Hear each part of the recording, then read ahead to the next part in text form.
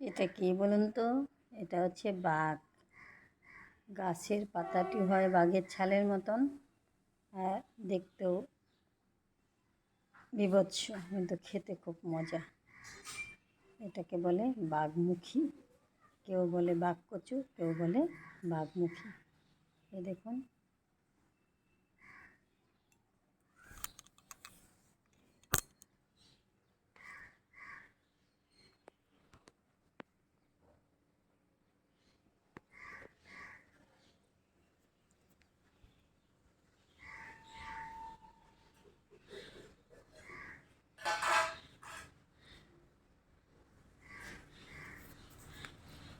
এই দেখুন, এটাকে সিদ্ধ দিয়ে, অনেকে প্রেশার কুকারে সিদ্ধ করে নেয়, অনেকে ভাতের মধ্যেও সিদ্ধ দেয়।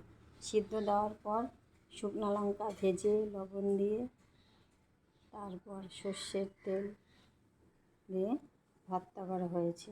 অনেকে পেঁয়াজ ফেলে পেঁয়াজ দেয়, অনেকে এমনি প্লেন মেখে খায়, কিন্তু গরম ভাতের সঙ্গে সেই স্বাদ। গরম ভাতের সঙ্গে মেখে নিলে না, এক থালা ভাত খাওয়া হয়ে যায়।